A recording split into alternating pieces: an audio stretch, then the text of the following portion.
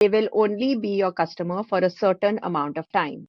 And customer lifetime value is calculating what does that entire number mean. So typically it is the average order value size multiplied by number of times people are going to buy it in a year, multiplied by the number of years they will be your customer. And that is the customer lifetime value for you. This is a term which is very commonly used in tech startups, but I feel that every business owner like really needs to understand this concept. It is very important because at the end of the day, that's what you spend on your marketing before you make your loss.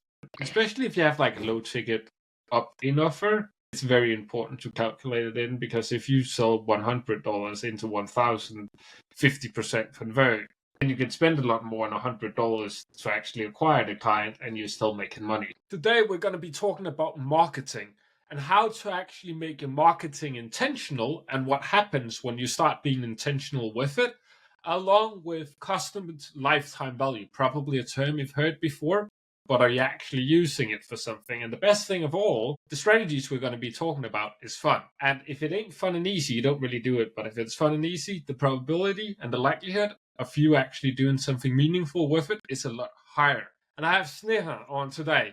And just to start us off, can't you tell us more about your journey from being a software engineer to all of a sudden being focused on marketing for small business owners? Because not the traditional path, I would say. Yes. Thanks for having me. And yes, I started my career as a software engineer. My first job was at Cisco Systems. And while working there, I always wanted to be an entrepreneur. Like there was no doubt about it. I just didn't know what I wanted to do. So while working there, I used to feel that I'm in charge for this small piece of code. And how is this impacting this big company? So that kind of pushed me to learning business. So I did my MBA and then joined a service-based company to as a business analyst to like understand all of the different fields within business and how they work together and how each unit is impacting overall the revenue and growth and all of that. And a part of that role was creating stories and storylines for innovative products. And I really enjoyed that the most. So that kind of was the beginning of marketing in my mind. And from there, I started upskilling and learning more about how are people using marketing today, majorly digital, and how is data impacting everyday decisions and all of that. And then I switched on to joining a startup, a tech startup. I was like the only marketing person until they got acquired. So like I started working at that stage and never looked back. And I've been really enjoying this journey. Got to work with a lot of tech startups. And then found my way to small businesses because I just feel they need more help and support. And there's a lot of misinformation around marketing, and a lot of businesses are being taken advantage of. So I just needed to be there as a resource which people could look up to and understand like how to really go about it. I agree with that one. And like at your small business, you can't stay up to date on everything. So there's plenty of people that's going to be pitching you outdated methods that probably worked 3 years ago. But nowadays it's just a money hole. You just keep throwing money in it and it never really fills up. Nothing really happens. So you might as well just go outside, burn it. Yes. That's illegal in some countries, but that's beside the point. But to talk about some of like the key challenges that small business face in marketing, and also, of course, how do you approach those challenges? So I think one of the key challenges is like not having the right knowledge. They try to be everywhere because they don't know which is going to be the right channel, which is like, which you understand, right? As a business owner, you want to do everything to be able to True. get business. But if you know which channel to focus on and like figure out where your audience is, what is resonating with them, then all you need is one good channel to help you with your marketing. And what happens is because people don't know this part, there are so many agencies who will come and say that we'll do this on ads. I've had business owners come and tell me that we had an SEO agency who told us that if you pay us $1,000, we'll get you on Google in a month. And I'm like, no ways. You cannot, if it's valid organic SEO, you cannot be on Google in a month if you are in a competitive market. Like it just doesn't work that way. So like this small knowledge people don't have, and you are so desperate to get business that you'll just believe in everything people say, and that like figuring that piece out becomes a big hurdle in their own success just because they didn't know. So true. So true. And well, it is a bit of a headache from time to time because there is a lot of things to stay up to date on, and it keeps changing. It's constantly evolving. And SEO is, from what I know, I'm not an expert in it.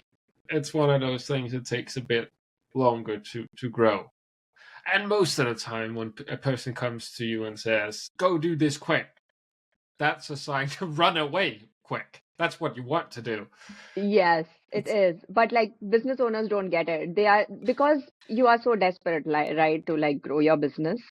Um, but yeah, that's how it is. and another thing I'm speaking for myself here is we're so desperate we want to do all of this great stuff because we believe we want to help with the world at the end of the day. We're not patient enough to just stick to that one channel or stick to a few channels, whatever one works.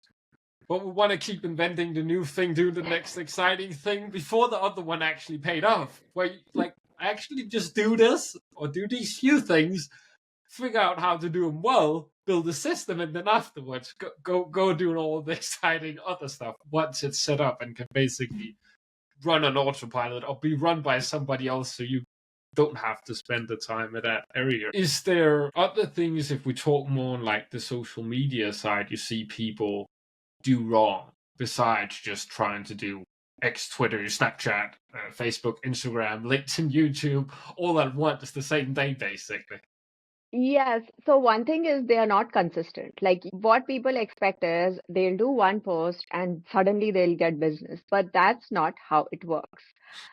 So it's more about just being consistent, and people don't do that. Whatever channel they choose, whether it's even email marketing, like you'll send one email and then you'll expect to get business. You don't do follow-ups. That's not how it works. So I feel that consistency is the problem. So true. And speaking about emails, we recently brought a new email system into our own tech stack. And it took us about 2,000, 3,000 emails before people actually started responding. Before that, they just clicked, checked, and, well, realizing it's a test. Yeah. Thinking that your first post or your first email is going to get clients, absolute lunacy. If it happens, it's luck, not skills. Unless Yes. you've done something similar for somebody else before in a job or something like you've done previously. It takes time to learn and grow. So I think this is a great bridge into what I mentioned in the intro of the episode. What does it mean to be intentional with your marketing efforts? What it means is only do things which is going to bring revenue. And all of us love to be busy. Okay. So you will do 10 things just to keep yourself busy. True. And at the end of the day, you want to reflect upon out of those 10 things, how many would actually impact my revenue today? And yes, you want to work towards long-term returns. It's not that you don't want to, but if you are in a phase where you want to get revenue today, then just work on things which will help you get revenue today. And every business I work with, I ask the business owner to do this exercise for 2 weeks. At the end of every day, sit down and make a list of everything you did today, and then what were the things you could have done tomorrow and not today. And then you keep doing this, and then you'll figure it out on your own that these are things which are not important right now. And that is what it means to be very intentional. And who doesn't like an extra hour to spend with their family, go for a walk? Like, there's nothing wrong with it. You don't need to be busy just for the sake of being busy and to tell your brain that you've been working hard for your business. Just think about it, and you'll realize that it's so ridiculous. And all of us are just trained to be that way. So the moment you choose to be intentional with your, like, I like to be intentional with my time in general, and marketing is like just one piece, right? So just be intentional with everything you do towards a goal, whatever that goal is, and don't do anything that is not leading you to that goal. Great point. because I find when I just try to be busy, and I'm putting it quotations here because you're not busy, you're not doing you well, you are busy, but you're not productive. Two very Yeah. different things. They're not always the same. I don't get the best work done. However, when for whatever reason I decide to take a break and I'm getting better at this, just relax a bit more, take time to actually what is it, like dial down the day and don't just do a hard stop.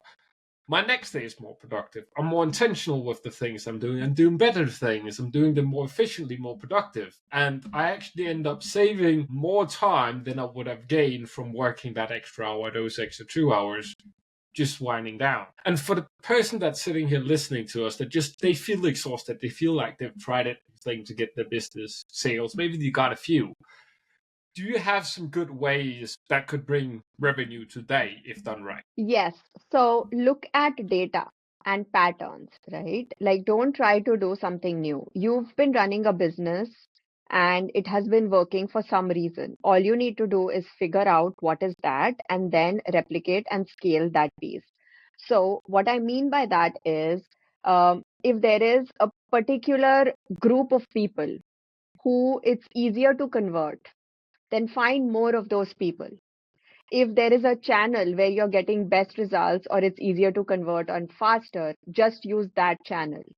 So just be more focused and look at data patterns within your business, which has yielded the best returns, and then just duplicate that and then scale just that piece. You don't need a lot to build $1 million business. You just need one good channel with the right system. Very true. And for the person that's sitting here thinking to themselves, I don't have time for that, you're the one that needs to do this the most. And yes, you do have time. It's about being intentional with what you pick. Yes, and like to your point, right? When people say they don't have time, it just means that you are doing things on so many channels. And just imagine if you picked one.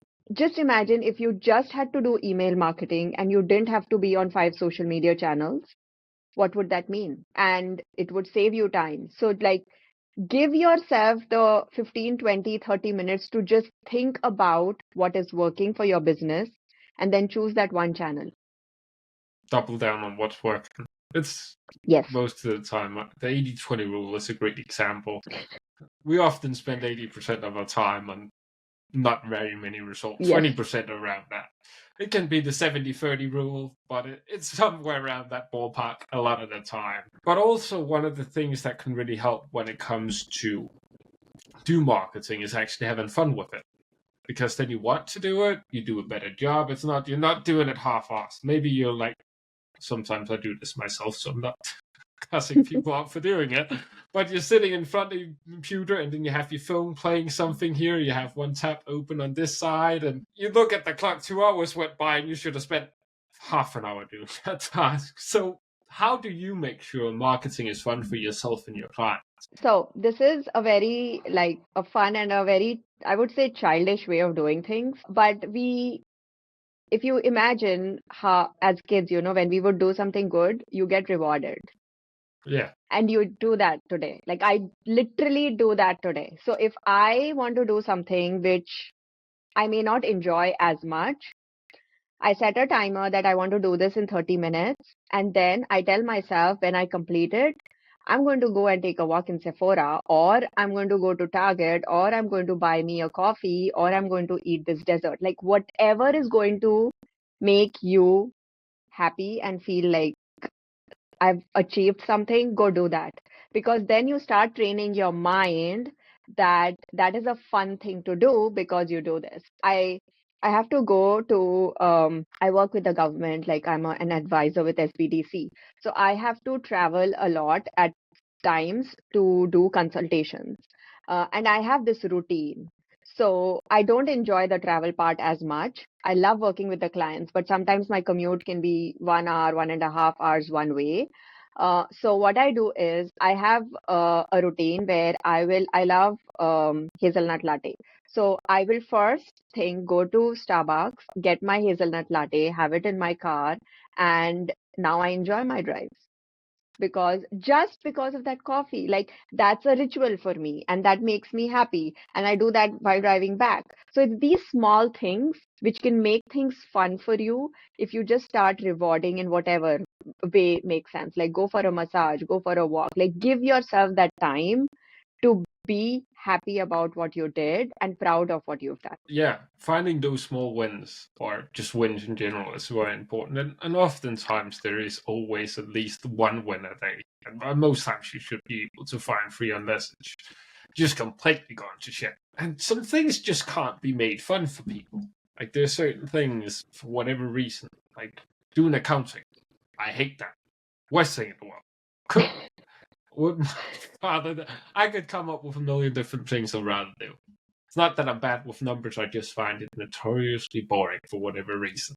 Can't we just skip all this part? No reason for it anyway. We know what that is in the account at the end of the day. It's sales minus expenses. Done. Here you go, piece of paper. Isn't that good enough? But apparently not.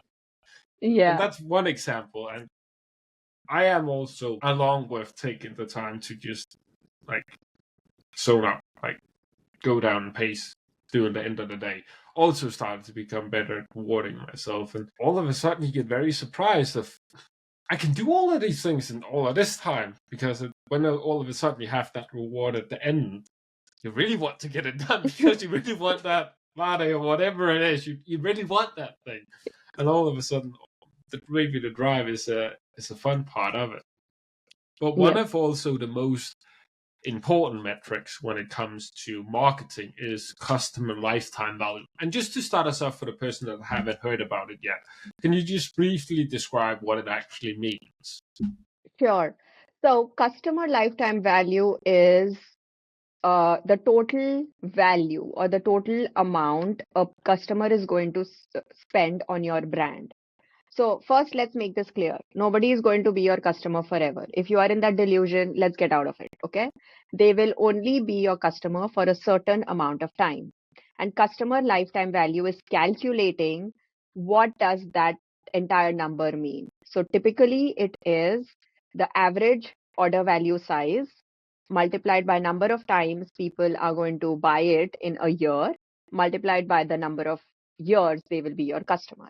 And that is the customer lifetime value for you. This is a term which is very commonly used in tech startups, but I feel that every business owner like really needs to understand this concept. It is very important because at the end of the day, that's what you can spend on your marketing before you make a loss.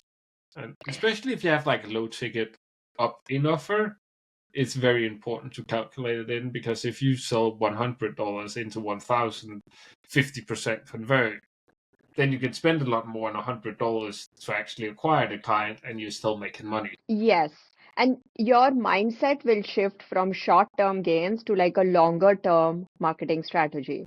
And your conversations also with the customer will now change because now you want to build relationship so that they stick with you for 4, 5, 10, whatever is that value, uh, versus like trying to be more transactional. So your mindset as a business owner will change once you look at that number versus looking at that one transaction. Since we're already talking about customer lifetime value, what is some good ways to re-engage customers, previous customers, to get them to keep spending money for however long as possible? There's just one way, by adding value. Like you cannot do anything else. Uh, Lowering prices, adding more features, all of this is going to maybe get you a few customers. But if you're not working on the pain point and if you're not adding value to make their lives easier, then it's difficult to like increase the customer lifetime value. Always think of your own life. Like there are three most important things in our life. It is health, it is wealth, and it is relationships. Every decision we make is related to one of these three things. So when you add value, how can you add value to make life easier in one of these three realms? If you have that figured out, they'll be with you for as long as possible. Also in terms of value, because no matter how much you lower your price, unless it's negative, if you've done a shit job, people won't sign up. They ain't gonna spend $1 to get nothing. That's still bad ROI. Might be cheap, but ROI is the same if it's 100 or if it's 1,000. If the end outcome is zero, it's zero. It's, at least that's simple math. I'm good with that one. I don't mind that too much. Too many numbers, it's not fun anymore because then you do the miscalculating and then it's just a big no. But it is a very good term to get familiar with, and it's also a good way of, if you have a bunch of people that bought from you previously, go and think about, okay, how can I add value to one of the three things you mentioned again? Because if they bought from you, they had a good experience, the hard part is done. You have convinced them you can actually provide value as a stranger on the internet, which nowadays at least it's becoming harder and harder because there are a lot of bad apples, bad actors in every niche, just like marketing, where they Yeah. just want to get some money in their pocket and they don't really care about the results. If your family is hungry, I'm not really knocking you for doing it. I can definitely understand the part of that's your priority, but there's better ways of doing it, in my eyes at least. And also, talking along the lines of customer lifetime value, customer, value. There's just so many values in the sentence I was about to say. It almost got very confusing in my head. And also talking about adding value to people. One of the things we spoke about in our previous conversation was value-based marketing is one of the core principles in your approach to marketing. So how does this approach differ from the traditional marketing approach? Very broad term. So I feel that uh, you should never be scared to give something out to help someone so that they get a taste of it. And it's very difficult in today's world to trust people. So by adding value and providing value first, you are starting to build trust with your customers. And so how I do it in my business is I have a weekly newsletter and which is filled with marketing tips, and I don't hold back. I share everything which has worked for me, and it is more about take this, try it, implement it. And that I believe creates the trust and between me and my customers, and they know that she is someone who can help me because of everything they are reading. Like she knows all of this. So there's a higher chance that they'll trust me with their own business. And that is what I mean by value based marketing. So in any form of content you create or any form of marketing you do, follow the 80-20 rule, which means 80% of the content should be value based. Like it has to help people, it has to help your target out in some way. It could be a small tip. It could be picking them up or bringing a smile on their face. Like it doesn't have to always relate to what you are selling. And only 20% of the content should be like sales or direct sales. And people don't follow this rule. And just imagine a company banging at your door all the time asking you to buy something. You'll never want to buy something from them versus someone who's coming in and talking about the problems you have, giving you a few solutions, and then just letting you know that I have this solution whenever you're ready. Who are you going to actually want to work with? So that's the difference between like in general marketing and value based marketing, where you first provide value to build credibility and trust. And then when you have their permission and you have their trust, that's when you start selling what you have, but not selling every day, once in a while. Yeah, and if you do it well enough, actually, people will feel obligated to pay you money all of a sudden. Because Yes. if you made people 100,000 for free, they'll basically buy anything you pitch at them for $1,000. They're like, yeah, you earned it. I don't really care what this is. You've done enough already. Yeah. And also, one of the things I often hear people say is, well, if I give all my best advice away for free, what are they going to buy from me? And I would love to hear your answer to that question. I definitely have my own. I normally throw it away. So, yes, people do have this concern, but the idea is nobody is going to absorb everything in the first time you say. In marketing, we have this that people need to hear the same thing 9 times before they actually take a decision. So that's not something you want to be scared about ever. And your intention, the moment you start feeling that you are giving away a lot, your body language is going to change, and it's not going to come from a place of support and adding value. It's going to come from a place of fear. So, anyways, even if you do that, but if you come in with a place like with your mindset being that, oh, I'm giving away too much, people are not going to anyways resonate with your content. So, that's not something you want to worry about. People are not going to take your secrets and then run with it. People are going to validate you that you are the right person to work with because they have other things to do. They don't want to be the expert you are. Nobody wants to, like, if I am talking about everything marketing, I'm not worried about the fact that business owners will want to become marketers. No, they'll want to be business owners, but now they trust me and will rely on me to come for marketing help. Like that's that's how you want to look at it. And yes, there will be freelancers who might listen to me and want to become better marketers. That's a good thing. We need better marketers. So like it's always a win-win. It's never going to be like in my mind, it should never be an issue to help and support people and share and add more value. I love your point of view on if people actually come and just take your stuff and then repurpose it, make it their own, learn from it, and then go and just runs with it. I think that's it's a very big compliment. Yeah. It must mean you're doing something right if people do that. It's that I would say it doesn't pat your pocket as much, but it's actually a bigger compliment than signing up, becoming a client, because they're like, I can do this. This is great. On a point that's very similar to yours in terms of like business owners, they don't want to be marketers, and therefore they're not gonna go in deep down marketing. And also, if you're really gonna write a step-by-step guide of how to actually do it in the exact way you're doing it, nobody, first of all, is gonna read that long of a post. They're going to be very bored, or email for any matter. They're going to be very bored before they get to the end, because we assume a lot of things as experts in our represented niches, and we just know a lot of things. We don't have to like communicate it. We don't have to think about it. It's just how you do it. But for somebody new, they're going to be like, and how do you combine A and B? I'm not quite sure.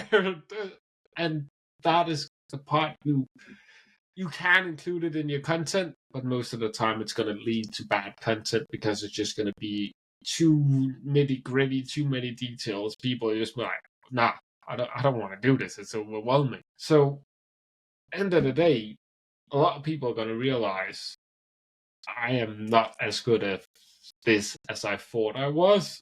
And then they're going to sign up to you because you're the place that's going to hear it.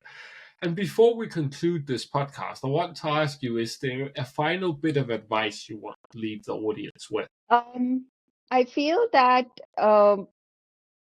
there is enough and more business for everyone.